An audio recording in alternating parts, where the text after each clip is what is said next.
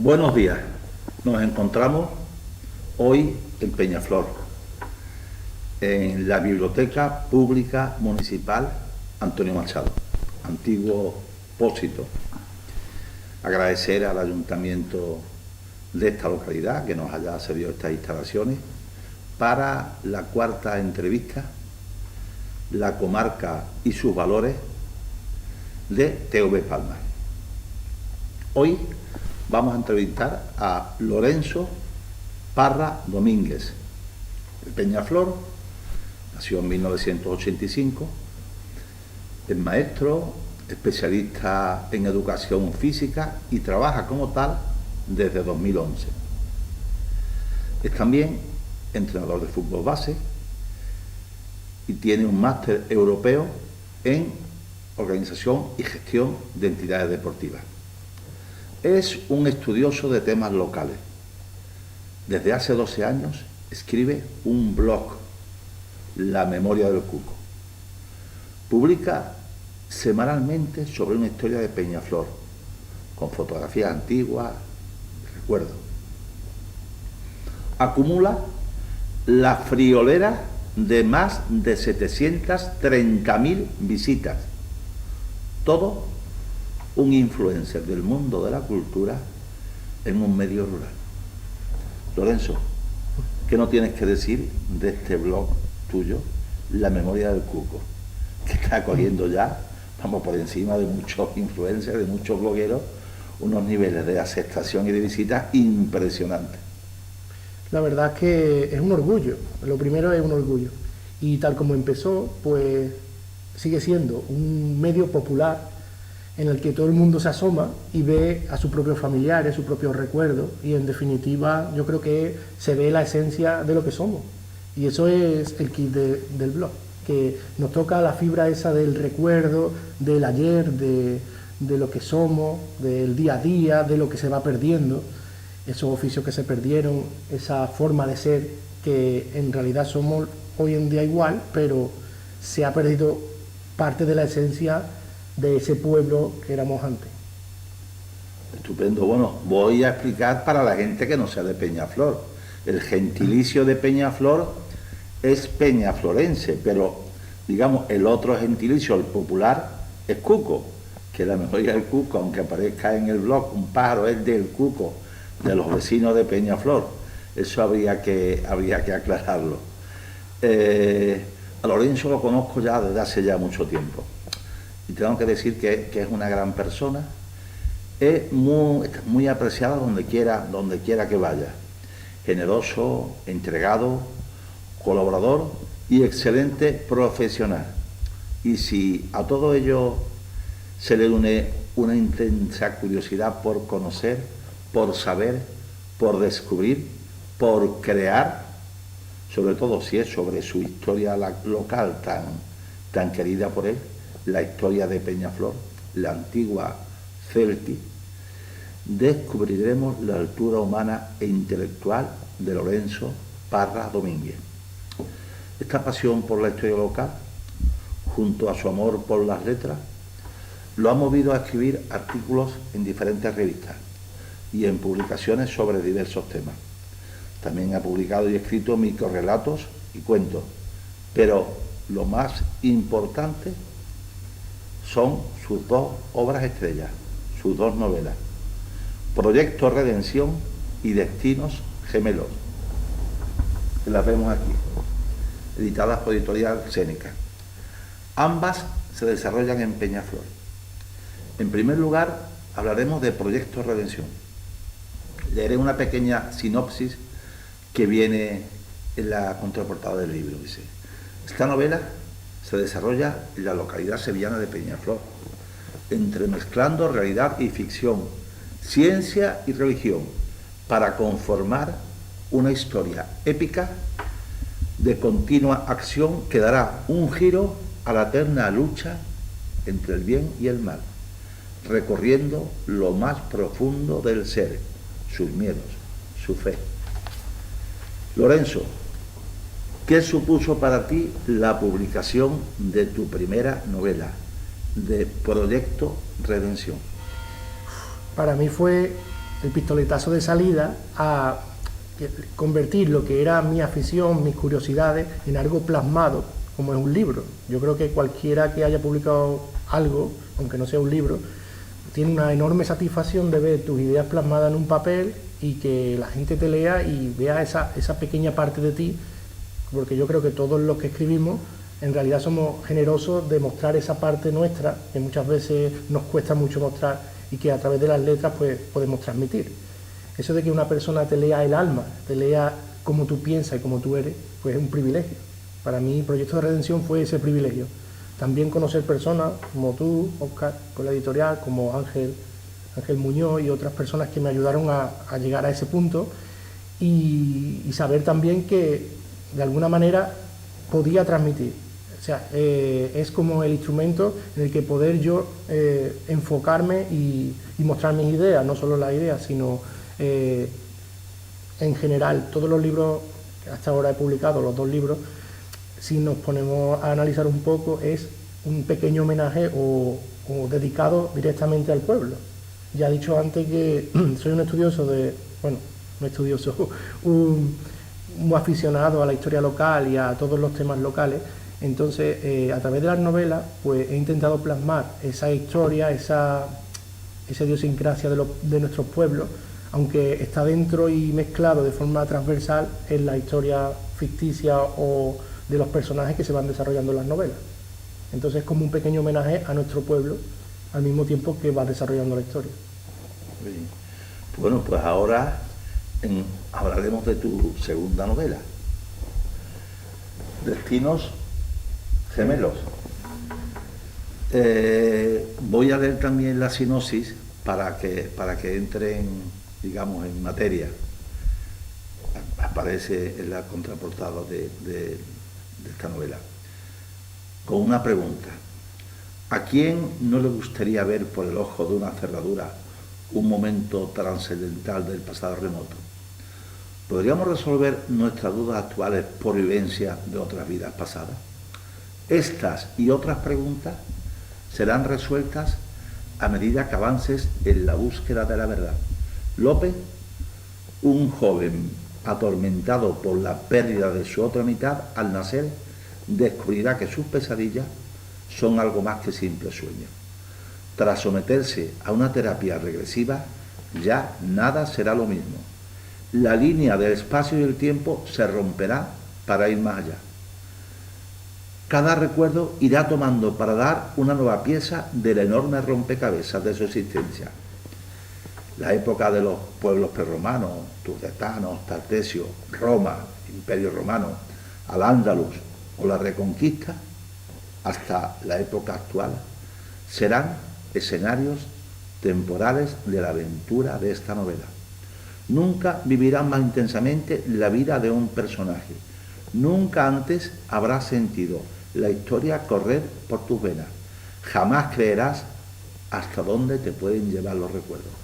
Aquí, Lorenzo, te sumergiste, pero que muy a fondo, en toda la historia de Peñaflor, desde la edad antigua hasta nuestros días. Una obra coral, épica, con un ritmo vertiginoso, igual que Proyecto de Redención, y con un hilo conductor que el lector irá descubriendo apasionadamente. Empezamos por, digamos, un turetano, Los Hijos del Fuego, que tú aquí lo pones la cronología del año 187 a.C. ¿Qué tienes que decir de este primer personaje? Bueno, el más antiguo. Sí, esos primeros personajes, digamos que es una alegoría a esa época entre la conquista romana de la península, la pérdida de los cartagineses, ese vaivén de culturas que se estaba viviendo en ese momento, y cómo se nos van a enlazar con los demás personajes, porque ahí es donde se les revela el destino de esos personajes en el futuro. Aunque todavía no saben o discernir las verdades que le cuentan, pero desde esa época digamos que están predestinados a vivir esas otras vidas. En general, esta obra trata sobre toda nuestra historia, pero de una manera enlazado con personajes reales, que sí existieron, y personajes que viven en primera persona cada época. Lo mejor de todo es que cuando se van enlazando las vidas van resolviendo una parte del puzzle de esa vida hasta llegar a la actualidad. Y le va sirviendo para ir, digamos, como en sucesivas reencarnaciones, ir resolviendo parte de ese enigma que es la vida. Esos primeros personajes van a dar lugar al inicio del Imperio Romano, que es la época más importante que vivió Peñaflor junto con el siglo XVIII. Y es que aquí en Peñaflor, en la época romana, fuimos la antigua Celti, municipio romano importantísimo, con su propia ceca, su propia fábrica de la moneda, que de ahí posiblemente venga la palabra cuco, de la ceca, pero en árabe llamado cook, decía Antonio Manuel, cook. Igual que hay otra ceca, otra fábrica de la moneda en Almodóvar del Río, y también le llaman cuco. Exactamente. Y además, fijaros, en la época árabe, Peñaflor también se llamaba Almodóvar. Almudawar, el redondo. Almudawar al-Sadif y Almudawar al-Adna, la cercana, que era Almodóvar del Río, y Almudawar al-Sadif, de la tribu de los al-Sadif, o sea, Monte Redondo, que digamos que estamos aquí cerquita, el monte donde se va a asentar el pueblo, que es un peñón que si quitamos todas las casas, pues domina toda la vega del Guadalquivir, y sería un promontorio donde estar atento a todas las incursiones de los distintos pueblos, tanto del norte como del sur, de esa época andalusí. Entonces, ya adentrándonos un poquito en la otra época que trato, que también es la época andalusí, pues aquí hay un personaje muy importante, que ahora lo veremos, que es el médico Abençoa, que fue médico de la corte, su familia también viene de médico, y fue uno de los precursores de las operaciones del corazón, tan importante y tan lejano. En aquella época. En aquella época. El siglo I después de Cristo. Escribió, no, siglo 1921. Y escribió un libro muy importante que se llama El Taisir, y es que él, la cosa más importante que hizo es romper con lo estipulado por entonces por la ciencia, y fue más allá. Entonces, al ir más allá, pues descubrió que había otras formas de hacer, otras formas de operar, otras formas de llegar a curar. También se habla, hay una leyenda ahí, que la corte pues inventó una manera de curar al visir de Sevilla y demás, con el tema de una, entre comillas, píldora. Y es que utilizando un medicamento, un jarabe que no sabía bien, pues le mandó a los ayudantes del visir que lo depositaran en la raíz de un arbusto de frambuesa o de otro fruto, y claro, al tomar esa frambuesa llevaba el elixir que le iba a curar, de tal manera que no le sabía mal al visir y no le podía después decir quejarse sobre el sabor. Entonces, de alguna manera es inventar la píldora. Bueno, has hablado ya de los hijos del fuego, eran los pueblos prerromanos, tibetanos, que ahí se inicia esta novela, digamos, la novela histórica.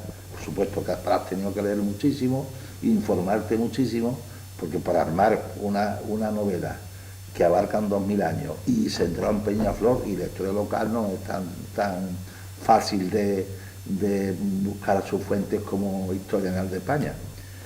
Después hablabas de Quinto Mario Optato. ¿Este es un personaje de ficción o real? No, es real, es real. Lo conocimos a través del calco de una ara funeraria, que por cierto hoy en día no existe ya, porque fue los vaivenes del tiempo, pues va cambiando de dueño o la persona que lo encontró, pero sí se conserva el calco.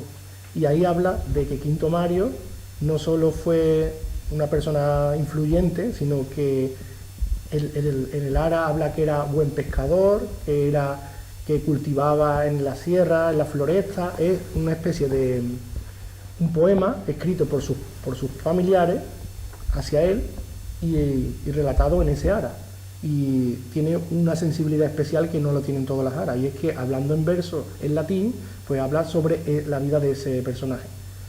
Entonces, lo que yo he hecho es reconstruir un poco la época en la que se desarrolla el personaje y también los vaivenes, la idiosincrasia de Celti de esa época, y cómo podemos enlazarlo con las demás vidas de los personajes que van antes y después de él. Trasladarte 2000 años, ¿no? Eso es. Y hablar en primera persona, pues la verdad es que esta novela estoy mucho más satisfecho de todo el proceso anterior que incluso a la hora de escribir, porque todo lo que aprende a la hora de documentarte, eso ya se queda para el autor, y me gusta mucho cuando hago las presentaciones, pues mostrar un poco de ese proceso tan grande y tan laborioso que a mí me llevó unos 3 años, 3 años y medio.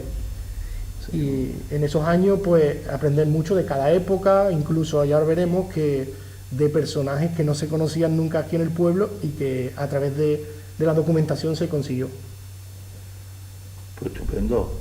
Bueno, y después ya en 1320, a poco después de que llegara ya Fernando III el Santo conquistando todo el Valle del Guadalquivir, otro personaje que es Leonor de Guzmán, también relacionado con la historia de Peñaflor.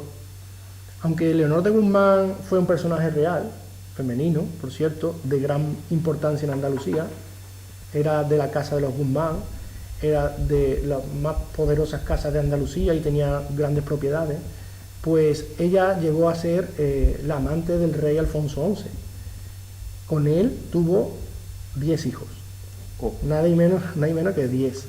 Y la persona, o sea, la mujer legítima del rey Alfonso XI, que era María de Portugal, solo tuvo uno, que era Pedro, para algunos el justiciero, para otros Pedro el Cruel.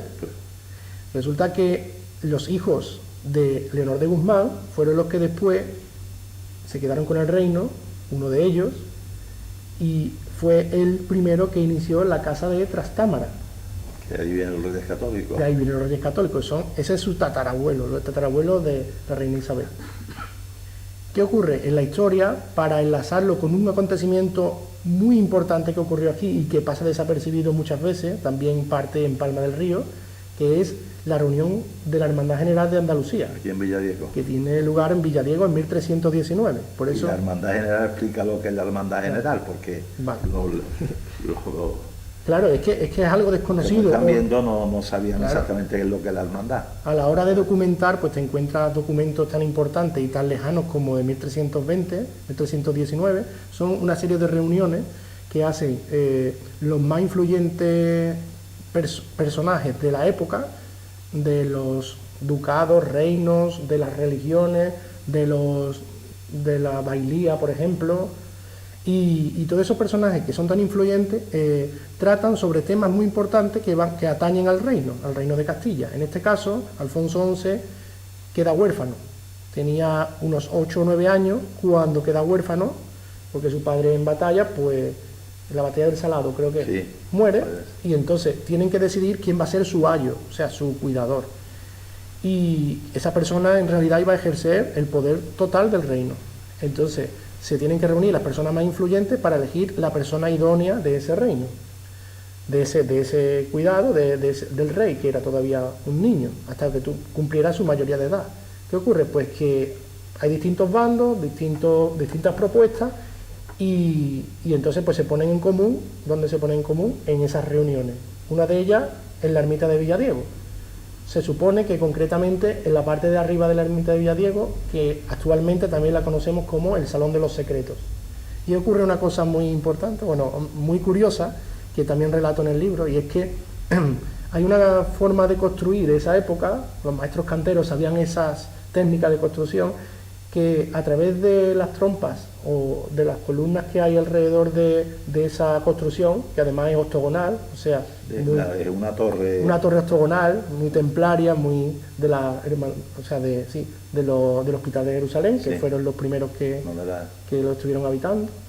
Pues resulta que si tú hablas en una columna, en susurro, solo te escucha la persona que está al otro lado en la otra columna, en ese susurro, y en medio nadie lo está escuchando. Quiere decir que en una reunión, si tú te quieres comunicar con otra persona, en concreto con aquel de enfrente, pues tú puedes hablar con él a través de la columna y nadie se entera de lo que estás hablando con él. Y eso es la magia de la construcción y de los conocimientos que tenían en esa época de los maestros canteros. De hecho, allí Emilio Navarro encontró marcas de cantería en los arcos del interior de la ermita. Así que es fascinante. Cosa interesantísima en un pueblo con tantísima historia. Bueno, y hablando de Leonor de Guzmán, pues yo hablo de un encuentro ficticio que pudo ser cuando los dos tenían 10 años. En esa misma reunión, de hecho, estaba la representante de los Guzmán, que era su abuela, la abuela de Leonor de Guzmán. Estaba ahí, y por el rey, pues claro, estaba toda la realeza, toda la casa real. Entonces, de alguna manera, fue en esa época donde se conocieron esa famosa, o sea, esa importantísima familia que daría lugar a lo que es todo el reino de España en el futuro. No solo de Castilla, sino ya después los conquistadores de Granada, reyes católicos. España ya se creó cuando se casaron, claro, los Isabel de católicos. Castilla y Fernando de Aragón, que fue a partir de ahí la capitulación de Santa Fe. A partir de ahí ya se puede hablar de España, antes eran distintos reinos. Sí, y encontré el acta de esa reunión de 1319, donde vienen todos los componentes de esa reunión y qué se decidió allí.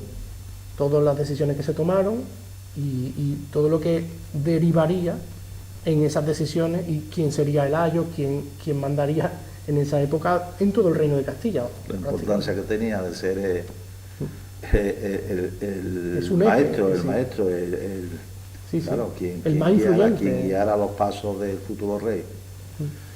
Bueno, pues ahora pasamos a el último personaje, que es Lope, que actual, que en teoría nace en el 1961 y es el que, digamos, el fin de la trama y quien cierra esta novela.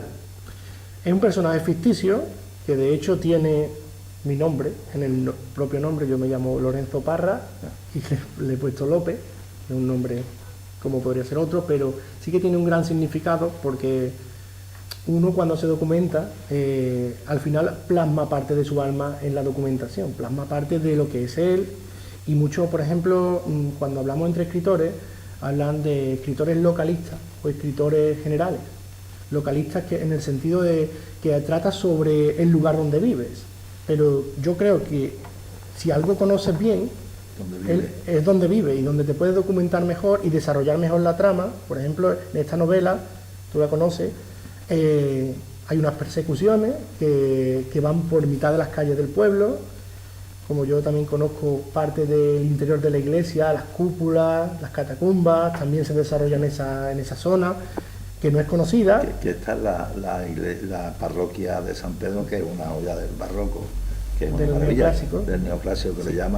le llaman la Catedral de la Campiña. La Catedral de la Vega por sus dimensiones, porque claro, el pueblo que somos, la dimensión que tiene esa construcción, que es una construcción ya moderna, entre comillas, pero viene de la anterior construcción mudéjar, y después del terremoto de Lisboa pues se acusan que hay ruinas y entonces pues se construye un nuevo templo mucho más grande que el que había antes.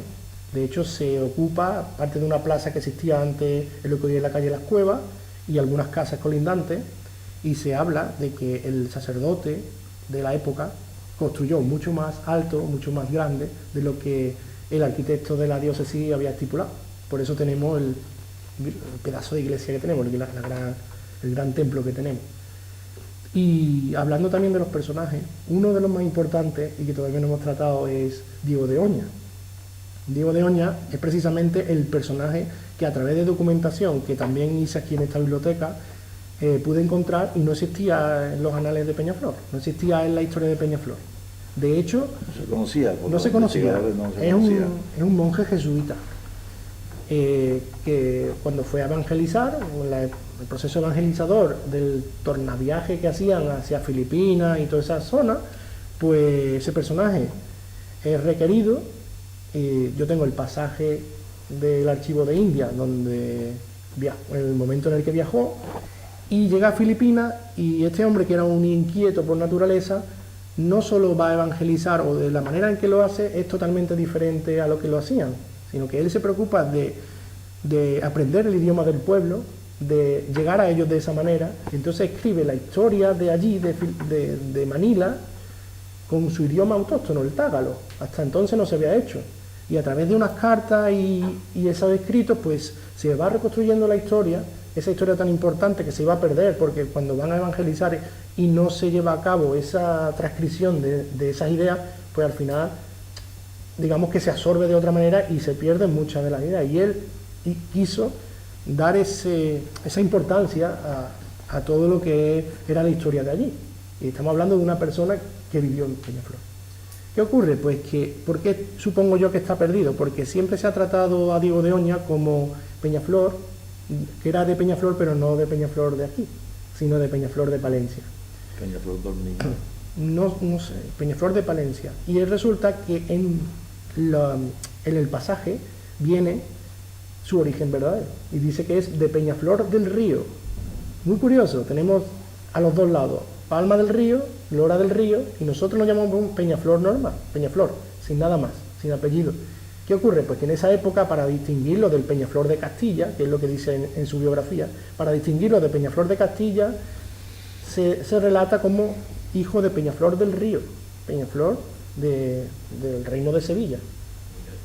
Y entonces, pues, se habla de Diego de Oña como un personaje que siempre ha estado escrito en muchos lugares, sin embargo no se conocía aquí. De hecho, las pesquisas o digamos los descubrimientos que fui haciendo, dio la casualidad, y estas son las cosas del destino, que me encanta, me puso en camino de una tesis que se estaba haciendo en ese momento sobre jesuitas perdidos en Asia, y que se estaban reconstruyendo vida por vida de todos esos personajes y de la importancia que tuvieron para construir lo que hoy es Filipinas, por ejemplo, que el idioma español sigue siendo uno de los oficiales. Bueno, pues resulta que me pongo en contacto con la Universidad Pompeu Fabra de Barcelona y hablo directamente con el director de la tesis que se está haciendo y veo que uno de sus datos es erróneo y habla precisamente de Diego de Oña de Peñaflor de Castilla. Y le digo, le escribí diciéndole que yo había encontrado el pasaje, que tenía información fidedigna concreta y de la época, de primera mano, y resulta que ellos habían investigado en el archivo Vaticano. Y en el archivo Vaticano estaba muy limitado y no daba esa información esa referencia tan directa.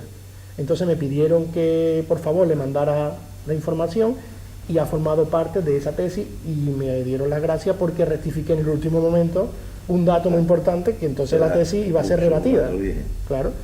Y de hecho, en agradecimiento me mandaron la tesis, que la tengo yo en casa, y creo que una cuarta parte de la tesis va sobre la información que dio Diego de Oña acerca de Filipinas y todas sus cartas. Un caso muy parecido a Juan Rodríguez Cabrillo, del descubridor de las costas de California y tantas ciudades que fundó, que hasta hace 15, 10 o 12 años se pensó que era de Portugal, hasta que ya Wendy Kramer lo descubrió en 5 o 6 documentos de 4 o 5 de 4 archivos y vio que era de La Palma de Miserilio, Palma del Río, y ha dado un vuelco grandísimo en la historia y ciertos problemas, porque los portugueses, que es una comunidad en California potente, pues evidentemente no les ha gustado, pero la historia es la historia y están los hechos ahí.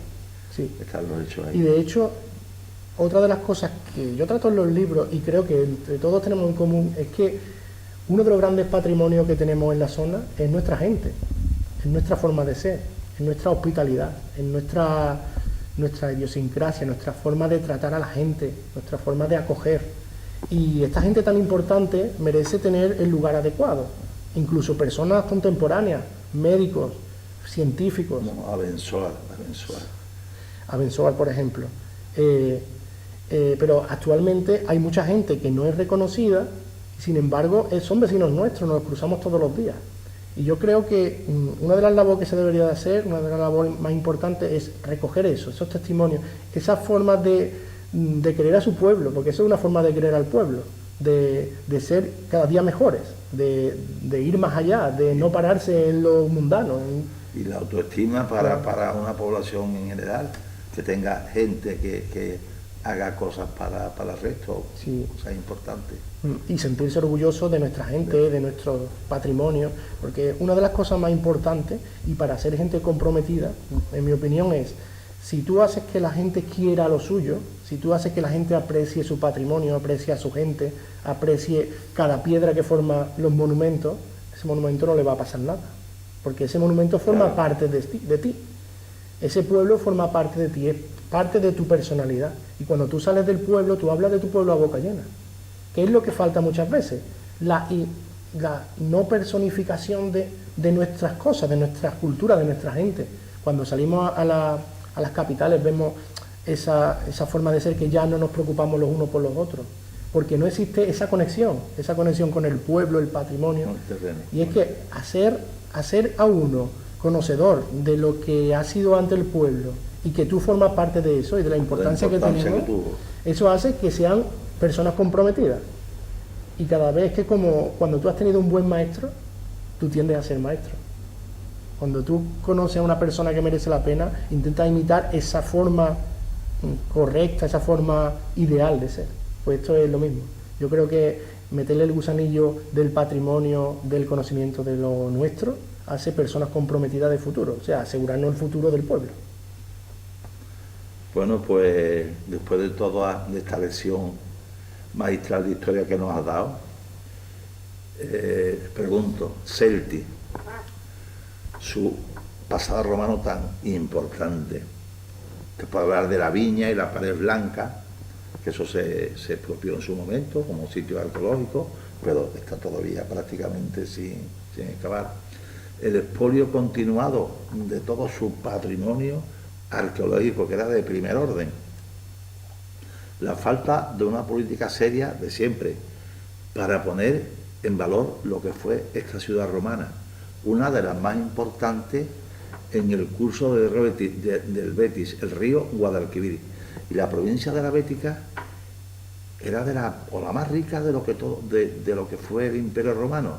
Ayer tuvimos una conferencia sobre los alfares romanos que la impartió Iván González Tobar, y la importancia que tenía la Bética y el aceite y los alfares y la riqueza en el Guadalquivir y en el Genil también de Atesia, y sobre todo el aceite de Córdoba, que ahora comentaba ayer en la conferencia que el aceite de Jaén tiene ya mucha fama, pero que el aceite más antiguo es el de Córdoba, porque el Guadalquivir era navegable desde Córdoba hasta final, que antes llegaban al mar ligustrino, que llegaba prácticamente hasta Sevilla. Y es algo increíble que aún no haya en Peñaflor un museo de la localidad. Yo creo que están más o menos están intentando que todavía no se haya puesto en valor, ni sigan viniendo pues esos convenios que tenían con las universidades para ir haciendo trabajos arqueológicos en todo lo que hay, porque aquí, como tú decías, aquí había el foro, había templos, estaban necrópolis, aquí mismo detrás, en la calle de las Cuevas, están los columbarios, hasta un circo me comentó, creo que fue Pedro Luis Meléndez, que estaba a las afueras. Bueno, el puente de Liguerón, el puerto de Liguerón, esto era, ya lo hemos dicho muchas veces, el Guadalquivir era la autopista de la época romana, y aquí se han encontrado tantísimas esculturas de gran importancia que han desaparecido, tantísimos restos arqueológicos, y no se ha puesto un valor. Evidentemente, hoy por hoy somos conscientes que el turismo cultural, el turismo es básico en la creación de empleo, en mantener la población, en generador de riqueza. ¿Tú qué me tienes que decir al respecto? Porque ahí sí, tú de esto conoces mucho, sí. Aparte de... Bueno, Peñaflor es un pueblo muy asociativo. Tiene más de 30 asociaciones que influyen en el día a día del pueblo. Esas asociaciones están por la labor de intentar poner en valor el patrimonio, incluso las casas rurales también intentan explotar lo que tú has dicho, el turismo cultural, el turismo rural, que es distinto al turismo de playa y que tanto se está apreciando últimamente. Es que Peñaflor lo tenemos que pensar como un nudo de comunicaciones. Digamos que en esa época el Genil, que desemboca aquí cerquita, entre Palma y Peñaflor, el Singilis se llamaba, que venía de la zona de Écija, además, está plagado de alfares, como bien has dicho tú, y se unía al Guadalquivir, que venía de Córdoba a Sevilla. Pero es que un camino muy importante venía desde Astigi, de Écija, y pasaba por el Vado de Palma atravesaba aquí parte del término de Peñaflor y va hasta Emérita Augusta, Mérida. Entonces, es un nudo total de comunicación. Pero es que en la época árabe, el camino por la derecha, del margen derecha del Guadalquivir, también era de gran importancia. De hecho, las grandes ofensivas de Abderramán, por ejemplo, contra algunas de las invasiones y demás, pues fue por este camino. Y de hecho los pueblos están distanciados como máximo a 21 kilómetros, claro, por esas paradas que se tenían que hacer a lo largo de una ofensiva. Por ejemplo, Posadas, de Almodóvar a Posadas, de Posada a Peñaflor, y de Peñaflor ya se pasaba a Alcolea o a Lora, y así, hasta Sevilla. Entonces digamos que es un nudo de comunicación y por eso todas las culturas nos han dejado esa impregnación. Que no la explotamos lo suficiente, por supuesto, y que otros pueblos con una simple piedra o un vestigio han hecho monumentos, han hecho museos alrededor de ese pequeño vestigio. ¿Qué ocurre? Pues que nosotros, teniendo lo que tenemos de todas las épocas, tenemos restos impresionantes de estatuas togadas que están desperdigadas por el tema de no tener un lugar donde ubicarlos. Tenemos mosaicos, muchísimos mosaicos, bustos. ¿Cuántas lápidas? ¿Verdad? Las aras funerarias que existen a lo largo del pueblo, que están colocadas en mitad de la pared, en una pared cualquiera. Los sardinés, que son columnas. Sardinés son los escalones de la entrada de la casa y son columnas romanas. Hemos visto a la entrada algunas columnas que nos hemos quedado impresionados. Hemos visto aquí abajo en el patio de la biblioteca, o la que hace esquina allí con la calle Largo, sí, y demás, o en la calle Blancaflor. Los columbarios que son, claro, los columbarios que son la necrópolis al otro lado del río. Eso sí está puesto en valor aquí, un columbario, la calle de la Cueva. Claro, puesto en valor, pero hay nueve columbarios. Entonces, está la muralla Almohade. Eso sí se ha dejado perder mucho. Que está dentro de las casas rurales, por ejemplo. O, bueno, tenemos, se encontró, por ejemplo, una estela funeraria pretartésica, estamos hablando del bronce final, y donde hay labrado un guerrero. Esa estela pretartésica o del suroeste peninsular, pues es de gran importancia porque habla de los primeros habitantes del término. Se encontró en el término entre Lora y Peñaflor, en un cortijo que se llama Mira si viene, sí, y cuando la reencontraron, porque eso fue un reencuentro, ya se encontró muchos años antes, cuando se reencontró, los arqueólogos, digamos que se felicitaron porque habían encontrado una pieza importantísima. Es una estela menhir, es bastante grande, tiene más de 2 metros, y es una parte, está partida por la mitad, o sea, falta parte de la información, pero se ha ido encontrando algunas otras cerca de aquí, en la Puebla de los Infantes, en la Mesa de Setefilla y en todo lo que es Sevilla, Huelva y parte de Badajoz, digamos, la influencia de Tartesos, ¿vale? Y ese vestigio podría dar para una sola sala del Museo Arqueológico, por la importancia que tiene y de dónde viene y en qué época y la información que nos da. Hay un guerrero, hay un escudo escotado con círculos concéntricos que nos hablaba también que mitológicamente parecía que representaba a la Atlántida, por tanto ha hablado con círculos concéntricos una ciudad mitológica.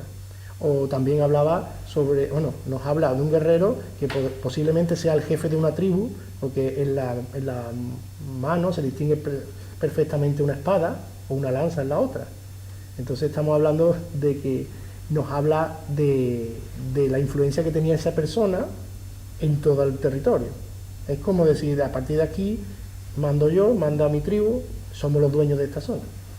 Bueno, y quiero que lo digas tú, lo que hay actualmente en la ermita de Villadiego, casi todas las lápidas romanas están traducidas por un epigrafista alemán, Hübner. Aquello es un museo en miniatura, y después en la planta baja de la torre hay muchos restos también romanos.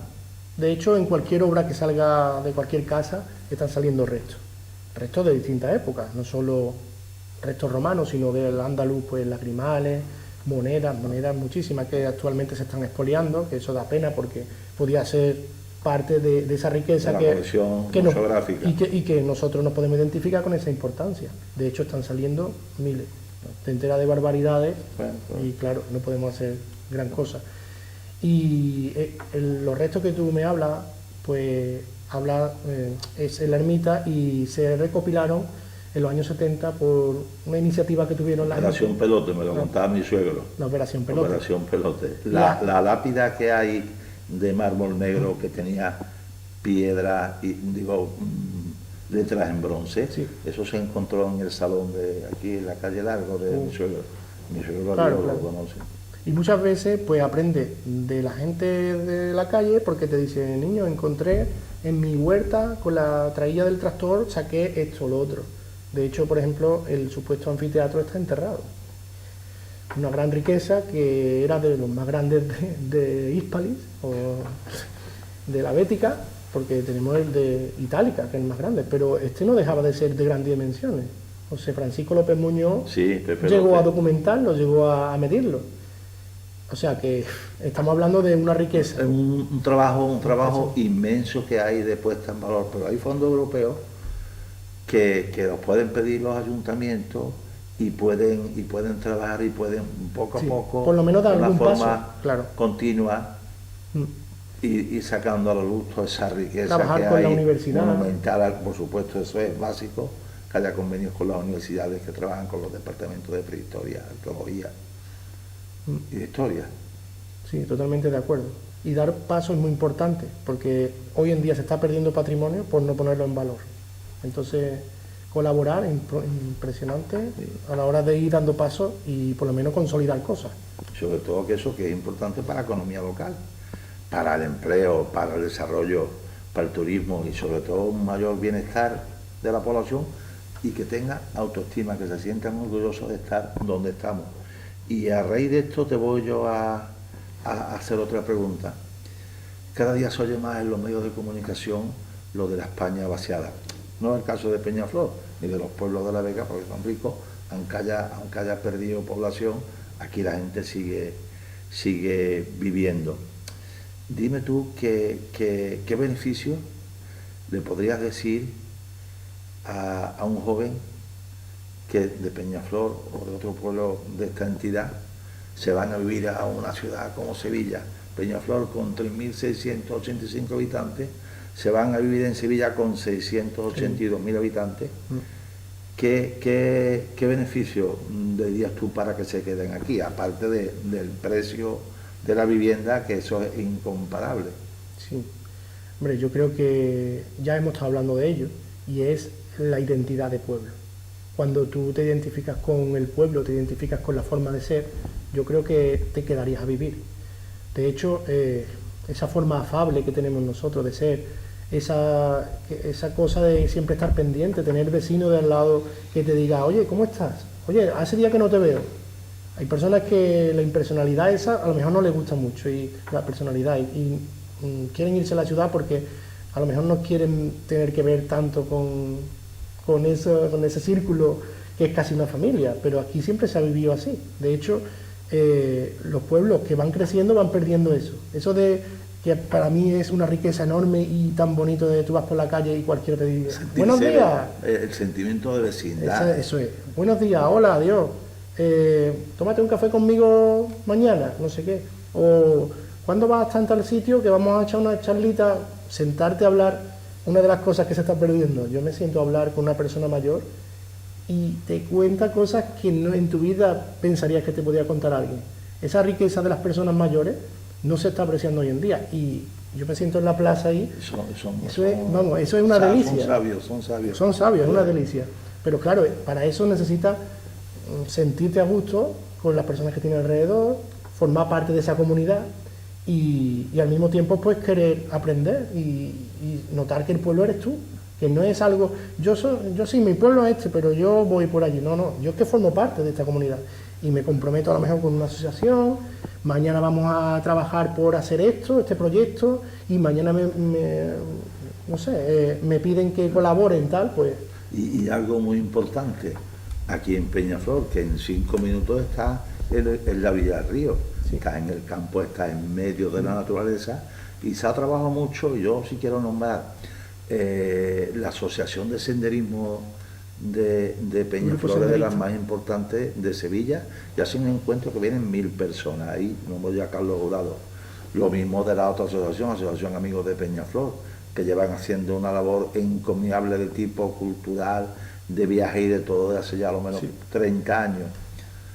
Y bueno, liberación de mujeres y claro, amas de casa y tantas otras. Que el es tejido importante, asociativo, lo que tú decías, lo que tú comentabas. Sí, hace la gente comprometida y al mismo tiempo eso, pone en valor no solo las personas. Además, ahora con el teletrabajo, puedes trabajar, Es verdad. no tienes que estar allí. Y una ciudad, coches, ruido, jaleo, Sí. y buscar esa paz que se encuentra en Sí, estos pueblos. de hecho yo tengo amigos que vienen de la costa y ven que esto es otro, tiene otro color. Es otro mundo. Es otro mundo. Y es auténtico, todo auténtico. En 2 minutos estoy en la sierra, en otros 2 minutos estoy viendo el Guadalquivir y estoy respirando aire Qué fresco. puro. Sí, y eso le llama mucho la atención, que viene a una casa rural y cuando salen de la casa rural voy a tomar algo al bar, la persona con la que te cruza te dice hasta luego, adiós, buenos días. Bueno, vamos a ir cerrando. ¿Cuáles son tus futuros, o en los que estés trabajando, pero no nos desveles mucho, proyectos literarios históricos? Porque los tuyos son literarios históricos y siempre con la base fundamental de la historia de Peñaflor. Pero no nos desveles hasta que no se publique lo que estés haciendo, pero que más o menos... Pues ahora estoy centrado más en la historia contemporánea y tengo ahí 2 o 3 proyectitos, no solo uno, tengo 2 o 3, porque algunos son requeridos y otros que yo ya estaba metido en ellos. Y entonces lo que estoy en proceso de documentación, estoy intentando recopilar los máximos datos posibles, también todo lo que tiene que ver alrededor de ese hecho y de los personajes, por supuesto. Entonces ya metido en faena de archivos, partidas y todo eso. Y ya te comento, este programa es La Comarca y sus valores, ya son 4 programas, estuvimos entrevistando a alguien de Ochavillo, de la colonia Fuente Palmera, a otro de Peñaflor, a otro de la Puebla, pero queda de aquí. Y ahora tú, dime tú, ¿qué valores tiene Peñaflor para aportar a lo que es el desarrollo de la comarca? Aunque eso casi tiene ya la respuesta de lo que hemos hablado, pero quiero que lo digas tú. Hombre, la verdad es que es eso. La respuesta es la conexión histórica que tenemos. Y yo creo que hay que también potenciar esa sinergia, esa colaboración entre todos los pueblos que digamos que tenemos la misma forma de ser. Porque nosotros tenemos una franja ahí entre Hornachuelos, Peñaflor, La Puebla, hasta Écija, Palma del Río, todo, que tenemos hasta la misma forma de hablar. Sí, dejamos digamos, la división esa administrativa, Sí. que eso no es. Claro, no la misma, eso es. Pues esto es una comarca. Más allá del retortillo, como Sí, digo sí, yo. sí, sí. Más allá del retortillo, pues nosotros tenemos, digamos, la misma forma de ser. Y colaborando en eso, digamos así, que es la cuenca del Genil y el Valle del Guadalquivir, eso sería una riqueza inmensa, que nos podían dar no solo subvenciones, sino formas de uno a otro llevarnos a una cosa más grande, supracomarcal, algo supracomarcal, algo que en lo que se desarrolla todos los proyectos de una manera más Y sencilla. que lo den a conocer fuera, Claro. porque tú, Peñaflor, Es verdad. Palma, Hornachuelos, Posada, ¿no? Todo a uno. Como una denominación de origen. Claro. Sí. Ahora están trabajando ahí en Córdoba con Guadalquivir Life, la Asociación de Turismo de Córdoba y De la provincia. campiña, claro. Que toda, desde Villa del Río hasta Palma del Río. Guadalquivir Life, que dar a conocer, porque va a una feria de turismo, pues Sí. dice, no, Carmona, decía, no, todo. Somos todos, claro. Y como una especie como de parque multiaventura en donde haya naturaleza, navegación, cultura, gastronomía, ruta a caballo, que haya de todo. Sí. Y sobre todo, si es en el turismo lo que ahora quieren mucho son experiencias. Claro. Eso de sol y playa está muy bien, pero eso digamos que es un turismo contemplativo. Ya la gente quiere vivir más y vivir dentro con la gente y vivir experiencias que la mayoría son población muy urbana. Sí. Y quieren, pues digamos, esa adrenalina, esa necesidad, pues sacarla. Sí. Hombre, no nos podemos dejar atrás el patrimonio natural que tiene Peñaflor. Hombre, por supuesto. O toda la zona, vamos a decirlo así. No solo la vega del Guadalquivir, sino la sierra que tenemos, las primeras estribaciones, las de especies que tenemos autóctonas, especies del clima mediterráneo, vegetales, animales. Podríamos tener, por ejemplo, un observatorio de aves del Guadalquivir, que tenemos una riqueza inmensa. Pues que además tiene aquí el bosque Ribera del Guadalquivir, lo tiene aquí a 3 minutos. Sí, sí. Está pegado. Bueno, ya pues lo último, últimamente has sido padre de 2 hijos, que te casaste y demás, sigues trabajando, sigues escribiendo. ¿Qué tienes que decir de tu familia y de tu vida ya? Yo te conocí cuando eras soltero, cuando estabas haciéndote la casa, cuando estabas... Bueno... Hombre, lo importante es tener siempre proyectos, yo siempre lo digo. Una persona puede tener 90 años y tener proyectos en la cabeza, y eso es salud. Yo siempre he tenido eso. He querido tener una vida ordenada, una vida que se ha ido dando poquito a poco esos pasos, afianzando, como tú dices, haciendo mi casa, mi familia y demás. Y claro, ya te centras mucho en los hijos y demás, y a lo mejor no tienes tanto tiempo para investigar, pero te dan esa riqueza que tienen los hijos. Y yo creo que eso, que también te dan ese aliciente de ver que ellos son el futuro y tú tienes que trabajar para que se dé ese futuro para ellos. Para que el futuro sea mejor. Claro. Y ahora del pasado nos van a mostrar una maleta de madera que ha traído Lorenzo de su familia, y de la historia de Peñaflor, que me gustaría que la pusieras aquí y que la vieran todos los televidentes de TV Palma. Sí.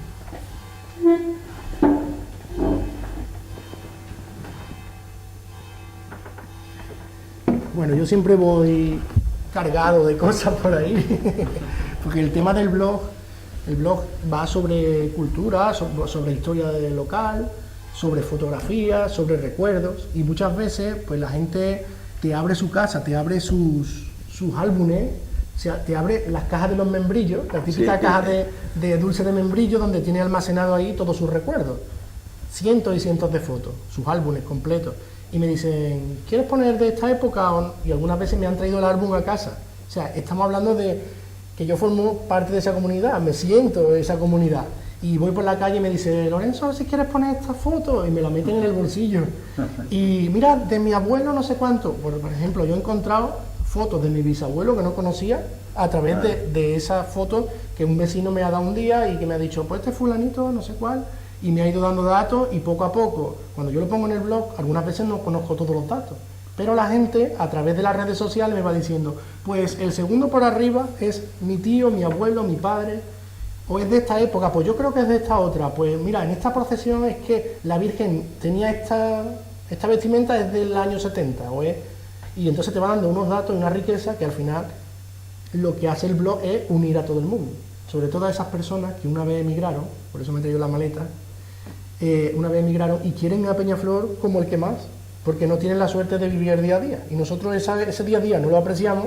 y ellos están deseando de que venga un 14 de agosto la romería, que venga un Día de los Santos, que por cierto es el elemento diferenciador de Peñaflor, que nos vamos todo el pueblo entero a Almenara, a la finca de Almenara, a la de esa Almenara, para hacer una reunión familiar y comer, y entonces pues esa riqueza no la tienen ellos y están deseando de venir esos días para disfrutar de ello, y se empapan de Peñaflor, digamos, se oxigena para volver ya otra vez ese día, el año siguiente. Entonces yo he traído una maleta que es de mi abuelo, una maleta de madera como la que llevaban los emigrantes que se iban en el tren y emigraron tanto. Mi otro abuelo, este de mi abuelo Lorenzo, que se llamaba igual que yo, y yo tenía otro abuelo, se llamaba Manolo, que emigró a Alemania, estuvo un tiempo en Alemania, llevaba precisamente estas maletas, que era un mamotreto que bastante, muy poco útil, pero la verdad era, digamos, recia, porque algunas claro, eran de cartón y esa... Imaginaros lo que cartón, aquí no se almacenaba solo la ropa, se almacenaba todo lo que tenía de su tierra. Entonces digamos que es el pedacito de tierra, como si lleváramos una macetita de tierra del lugar de donde procedemos. Digamos que esto es el tesoro de ellos. Y lo llevaban a Alemania donde tuvieran que ir, a Bélgica. Aquí tenemos emigrantes que me llaman a través del blog, me escriben de Bélgica, de Francia, de Alemania, de Sudamérica. Bueno, con tantas visitas, cada día tengo un mensaje nuevo. Y eso para mí es el mayor orgullo. La satisfacción tiene que ser intensa. Entonces, como representación de todos ellos, que también están fuera, pues me he traído estas maletas de madera. Y si la abrimos, pues tenemos cosas que no son fotos, son otras cosas que los representan. Entonces, Cuando me abren sus casas, como decía antes, pues muchas veces lo que ocurre es que salen cosas más interesantes incluso que las fotos. Y entonces yo voy recopilándolas y le voy dedicando la importancia que tiene. Y a esas personas, por supuesto, agradecerles toda esa labor que me han ido haciendo en estos 12 años. Llevo 12 años, semana por semana, publicando, incluso a veces más de una vez a la semana porque lo requiere el evento. Por ejemplo, ahora el día 1 de noviembre, que es el Día de los Santos, pues me están llegando imágenes desde los años 50 o anteriores de cómo se celebraba en esa época. Incluso el instituto algunas veces me pide que colabore, o el colegio, los niños que hacen sus trabajos o hacen sus redacciones a través de información del blog y demás, pues yo estoy totalmente accesible a ellos y ellos me piden información por la calle y demás. Entonces para mí eso es un orgullo. Entonces he traído, por ejemplo, una de las últimas cosas que me dio satisfacción fue el día que se hizo una jornada de reconocimiento a una persona que tiene nombre de una calle de aquí, el alférez Ruy Osuna, que fue uno de los que murieron en la guerra del Rif. Y entonces, a través de la investigación que hice yo en el blog, de reconstrucción de su vida militar y demás, pues contactó conmigo el cuerpo de intendencia al que pertenecía él y la misma compañía a la que pertenecía él, y quisieron hacer un evento aquí en Peñaflor, hablando de esa época de los años 20, donde sucedió el desastre de Anual y donde murió Ruy Osuna. Y entonces, pues al final del acto me entregaron inesperadamente un reconocimiento, que es una pequeñita medalla del cuerpo de intendencia. Pero lo que más me fascinó es la importancia que le dieron a ese personaje, a esa persona, que era un hijo de Peñaflor. Era una persona más que tiene nombre de la calle, pero que no se sabía mucho, o no se sabe en la actualidad mucho, de qué representaba, por qué se le dio esa calle. Igual que hay otros muchos, está Concesión Ruiz, Nicolás Benito, otros nombres que se le dan a calles del pueblo, y hay que saber el porqué para saber de dónde venimos y a dónde vamos y quiénes somos. Otra de las cosas más importantes que conservo es que cuando yo empecé el blog, pues empecé con recuerdos familiares, empecé escaneando fotos, pero también me encontré en los álbumes familiares algunos recuerdos. Por ejemplo, este curioso reloj que en la actualidad no funciona, pero que para mí es mucho más importante, como si fuera de los más caros que hubiera, porque es un reloj que siempre llevaba mi abuelo. Mi abuelo nació en 1929 y estuvo toda la vida de cortijo en cortijo, estuvo trabajando de encargado en el Cortijo del Vinco o en el Águila y en muchos sitios. Y este reloj, por cierto, me lo regaló él, y tiene que tener cerca de 100 años o más, porque a él a su vez se lo regaló un cabrero. Cuando él todavía era muy joven, estaba cuidando animales y un día llegó un cabrero y le dijo que esto lo iba a necesitar en su vida, y se lo regaló a él. Y él lo conservó toda la vida, incluso en este pequeño bolso de cuero, que seguramente lo harían allí mismo a mano, y lo conservó mi abuelo toda la vida y después me lo dio a mí. Entonces es uno de los recuerdos más bonitos que tengo también de conservar de él. Y después de pues cosas que nos vamos encontrando por ahí, pues por ejemplo escapularios de imágenes, como por ejemplo esta de la antigua Virgen de Villadiego, que ya no existe porque se perdió en la Guerra Civil, que ya la imagen es actual, no es la misma. O por ejemplo, pues este ejemplar que es auténtico, es de la época del famoso crimen del Huerto del Francés de 1904, y que encontré pues en una de esas visitas que hice en alguna casa y tuvieron a bien de donármelo. Y yo lo escaneé y lo digitalicé, pero conservo el original, que hablan sobre el crimen, esos 6 crímenes que hubo aquí en Peñaflor, por el que estuvimos un poco estigmatizados hasta los años 60 o 70, y que cometieron 2 personas de aquí de Peñaflor, y al final fueron ajusticiados por el Garrote Vil en 1906. Entonces todas esas historias también van entrelazadas en el blog, partes de historia, partes del recuerdo de personas y de esa historia que no se suele escribir, esa historia personal, que muchas veces esas pequeñas historias personales que se entrelazan entre sí son las que hacen la verdadera historia. Claro, la verdadera historia, la que no cuentan los libros de texto, sí, pero que es la verdadera, la que al final hace que seamos como somos. Bueno, aquí hay muchas fotos más, escapularios, he traído algunas cositas así muy curiosas, no sé, estampas religiosas, no sé, por decir algo, antiguos altares del Corpus, no sé, por ejemplo, encontré las antiguas cenizas de la Virgen que se hicieron cuando se quemó la Virgen en la Guerra Civil, pues para construir la nueva imagen, pues se vendieron las cenizas de la propia Virgen. O esto, por ejemplo, que es también un escapulario que habla de las hermandades antiguas que existían por aquí, que ya no existen o se han reunificado, y nos dan vestigios de cómo era el Peñaflor de antes. Estamos hablando de 100 años atrás, y todo eso recuerdo lo que hace es que nos vayan hablando directamente de las personas que tuvieron esos escapularios, esos recuerdos, eso en su mano, que es un privilegio tener esto en la mano cuando hace 100 años la tenía otra persona. Por lo menos para mí son tesoros, y yo creo que es lo que consigo transmitir a través del blog. Pues ahora ya, que ya estamos, prácticamente está ya la entrevista terminada, si quiero yo con Lorenzo nombrando, digamos, los monumentos, los lugares más interesantes para invitar a todo el mundo que nos vea que vengan a conocer Peñaflor. Tenía que estar aquí Juan Reina, que es el técnico de cultura de deporte, que se lo sabe. De turismo, bueno, de turismo, perfecto. Sí. De todas formas, empezamos por la calle Largo, que es la calle principal, una calle con casas señoriales, casas de grandes agricultores, que se conservan muy poco como ella.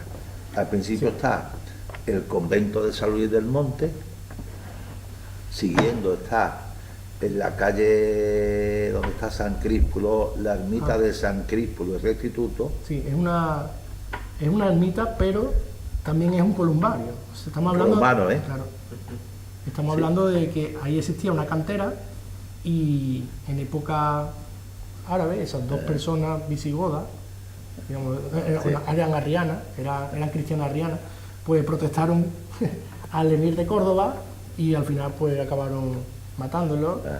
Es que es muy importante contarlo porque ahí es donde nace el origen mitológico de Peñaflor. Sí, y habla pues del tema de, además está en la calle Blancaflor, así es, que es una de las primeras calles que se documenta del pueblo, y hablan de cuando se martirizaron esas personas, San Críspulo y San Restituto, pues decía que uno de ellos se murió degollado, y de la sangre que caía del degüello, pues donde en una piedra nacía una flor blanca, que los musulmanes cortaban todos los días y volvían a nacer al día siguiente. Eso es una alegoría a que los cristianos a la resurrección, triunfa sobre los infieles, y la resurrección, claro. Pues si seguimos la calle Largo, vemos aquí que la que vimos en la iglesia de San Pedro, que es una preciosidad, el antiguo Pósito, sí. Subiendo para arriba está la ermita de la Encarnación, en la final de la calle San Pedro. Si vamos a la... Muy cerca del yacimiento de Celti. Yacimiento, el de la Viña. De la Viña. Porque la pared blanca está por detrás. Claro, la Viña y la pared blanca y la zona del cuartel forman parte de todo el yacimiento. También también visitable es el columbario que está aquí en la calle Las Cuevas, que está detrás. Sí. El que hemos dicho antes, el puerto de Liguerón, que parece que es romano, ¿no? ¿O no se sabe? No, es anterior a los romanos. Pero es romano, ¿no? Sí, puede ser fenicio, seguramente. Que, bueno, si estamos ya en Liguerón o ahí en la ribera, se verá lo que es arqueología, eso se llama arqueología industrial, que es la fábrica de harina, de yute y de electricidad de los Sánchez Pastor. De los Sánchez Pastor, sí. Que se publicó un libro también por Seneca, que lo escribió Carmen Carmona Huelva. ¿Qué más tenemos que ver? La Morería, que es la zona de aquí detrás de... Claro, cuidado, se llama el castillo, bueno, la Morería se llama porque era el barrio musulmán, digamos, entonces se ve el trazado de las calles sinuoso. Como siempre. Claro, que supuestamente todas esas casas estaban adosadas a la muralla, que existe algunos pliegos de muralla, de tapial, Y está, al otro lado está el columbario de los Santos Mártires, y en este lado pues están los otros columbarios, porque todo eso forma un promontorio que es el del castillo. Y quedan restos del castillo árabe. No obstante, muchas casas rurales han aprovechado y están dando a conocer el castillo. Sí. Pues ya, bueno, a las afueras está la ermita de Villadiego, que merece la pena visitarla, sí, por todo, con su torre y demás. Eso es una imagen icónica de Peñaflor. Y después ya de costumbre, has dicho tú la costumbre de lo de Almenara, que es un sello identificativo de Peñaflor, y después hay hermandades muy antiguas y raras como la Hermandad de las Ánimas. Sí, del Cristo de Ánimas, que procesiona precisamente en el mes de noviembre, las noches del mes de noviembre. Por lo demás, solamente deciros que... y tenemos una cosa que se está perdiendo desgraciadamente desde Córdoba hasta ahora, que yo creo que es el único que queda. El bar central, que es de 1800 y pico y se mantiene tal cual, que lo tenían que hacer bien de interés cultural. ¿Verdad, eh? Porque es una gozada tomarse de una caña, las mejores cañas de toda la comarca. Y lo sigue teniendo la misma familia. La misma familia, los Carreras que venían de Écija, los ecijanos. Sí. Bueno. Y nos faltan, no olvidemos, tenemos, aparte del castillo, el castillo Almohade, tenemos 3 castillos más. Que están claro. Tenemos el castillo de Almenara. Ajá. Y tenemos también el castillo de El Toledillo. O de Malapié. Eso es. Y son de más o menos de la misma época, la época de la Reconquista, Al-Ándalus. Eso ha estudiado Emilio, de sí. Y bueno, tenemos eso, la ermita de Villadiego, que es una torre almenara también, el castillo de Almenara y el castillo del Toledillo, aparte del castillo población, que era el de Peñaflor. Y todo parece que están en contacto. Estamos hablando de algo Bueno, pues ya me parece que se ha hablado de todo. Muchísimas gracias a Lorenzo, al Ayuntamiento, a Alberto y Salvador, que son el equipo técnico, y hasta la próxima. Y a Juanma, que se preocupó de buscarnos la llave. Bueno, pues muchísimas gracias. Muchas gracias.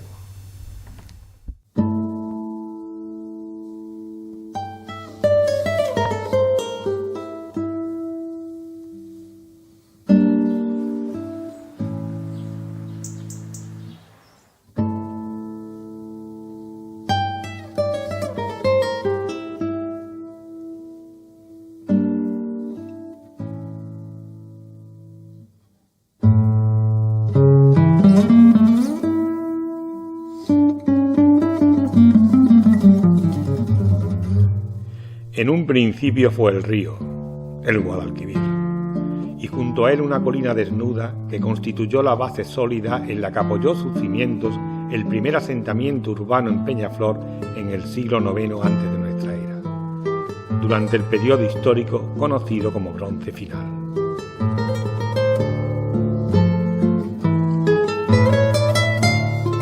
Hoy, la investigación arqueológica ha evidenciado el rico acervo patrimonial de la antigüedad que atesora esta localidad casi 3 veces milenaria. En época iberorromana fue conocida con el nombre de Celti. El legado patrimonial que se conserva de la antigüedad es amplio y en él sobresalen el yacimiento arqueológico de Celti, declarado bien de interés cultural, la singular estructura ciclópea del Higuerón, a orillas del Guadalquivir, las tumbas rupestres de las casas cuevas, la tumba también rupestre de la ermita de los Santos Mártires y otros vestigios arqueológicos diseminados por la villa y por su término municipal.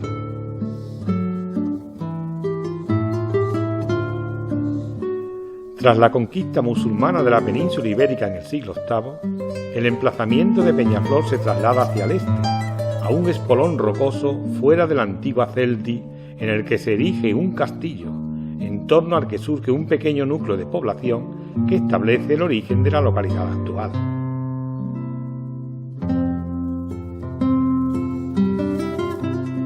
También del periodo islámico se conservan en el término municipal los recintos fortificados de Almenara y de Malapiel, también llamados del Toledillo, igualmente declarados bien de interés cultural.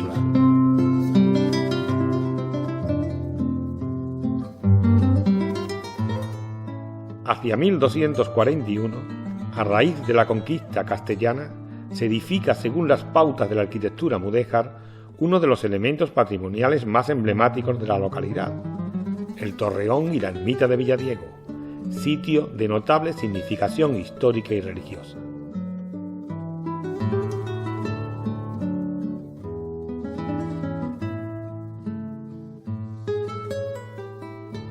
Uno de los momentos estelares de la historia de Peñaflor, junto con el periodo romano, tiene lugar en el siglo XVIII, sobre todo en su segunda mitad, pues no por casualidad de este tiempo datan los principales edificios de la localidad, tanto civiles como religiosos. Destacan el antiguo ayuntamiento, hoy Biblioteca Pública Antonio Machado, y la casa-palacio de una de las familias ilustres de la villa, utilizada como casa cuartel de la Guardia Civil en el siglo XX. Y entre los segundos, la iglesia parroquial de San Pedro, declarada bien de interés cultural, y el convento de San Luis del Monte, así como la ermita de los Santos Mártires, adosada esta a la tumba rupestre de época romana a la que hemos hecho referencia. El patrimonio industrial está representado por la antigua fábrica de harinas y tejidos de Yute, construida en 1877, una importantísima muestra de la revolución industrial en Andalucía, que actualmente se encuentra en un lamentable estado de ruina y abandono. Si vienes a Peñaflor, podrás conocer nuestro patrimonio, testimonio vivo de nuestra larga historia.